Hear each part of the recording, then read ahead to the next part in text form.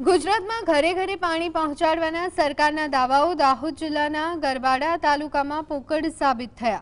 ગરબાડાથી માત્ર 1.5 કિલોમીટર દૂર આવેલા સિમડિયા બુઝુર્ગ ગામના લોકો માટે પીવાનું પાણી મેળવવું માનવીય સંઘર્ષ જેવું બની ગયું છે।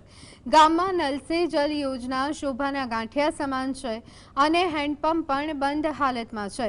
અન્ય કોઈ વિકલ્પ ન હોવાથી માળ ફળિયાની મહિલાઓ અને વિદ્યાર્થીનીઓ ભર શિયાળે તળાવના ઠંડા અને ગંદા ઘૂંટણસમા પાણીમાંથી લગભગ 100 મીટર ચાલી તળાવની વચ્ચે આવેલા એકમાત્ર કૂવામાંથી પાણી ભરવા મજબૂર છે। વારંવારની રજૂઆતો છતાં પરિસ્થિતિ જૈસે થે રહેતા હવે સત્વરે લોકોને પીવાનું શુદ્ધ અને સ્વચ્છ પાણી મળી રહે તેવી લોકમાંગ ઉઠવા પામી છે।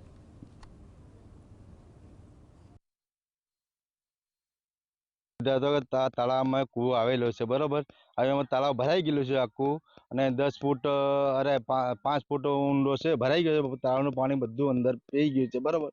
હવે પાણીમાં એટલી તકલીફ પડે છે, નાના ભોલકાઓ બૈરાઓ બધા પાણી પીવે એટલે પાણીમાં બહુ તકલીફ છે। ગરબાડ ગામ ચીમલિયા ગામ અને માલપલિયા અને દાહોદ જિલ્લો સરકારને વહેલું આપણને સુવિધા કરે।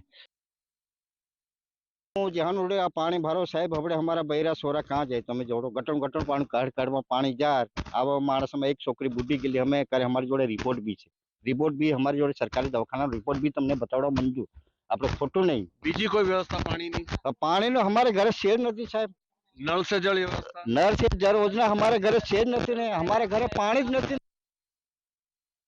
દાહોદ જિલ્લાના ગરબાડા તાલુકાના સિમળિયા બુજર્ગ ગામની અંદર ભર શિયાળે પર પીવાના પાણી માટે લોકોને વલખા કરવા પડી રહ્યા છે। વાત કરીએ આ ગામની તો ગામમાં પીવાના પાણી માટે એક જ કૂવો ઉપલબ્ધ છે જે પીવાના પાણીની સુવિધા લોકોને પૂરી પાડે છે। આપ જોઈ શકો છો જે તળાવની વચ્ચોવચ્ચ છે અને પાણી ભરવા માટે આપ જોઈ શકો છો કે બેન કઈ રીતે માથે આ બેડલું ભરીને પાણીની આ તળાવની અંદરથી આવતી હોય છે।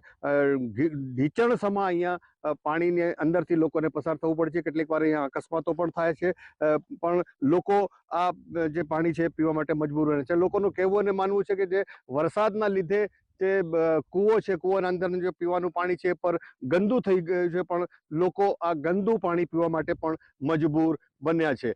બીજી વાત કરીએ ગામની અંદર તો કોઈ આ ગામની અંદર પીવાના પાણી માટે હેન્ડપંપની એવી કોઈ સુવિધા નથી। કેટલાક હેન્ડપંપો તૂટેલા છે તો કેટલાકમાં પીવાની પાણી નથી આવતું। અને વાત કરીએ નલ સે જલ સુવિધાની તો એ સુવિધા પણ આ ગામની અંદર તદ્દન ફેલ થઈ ગઈ હોય એવું જોવાઈ રહ્યું છે।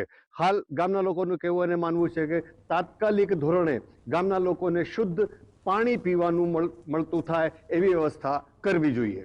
ભૂપેન્દ્ર ચૌધરી, GSTV।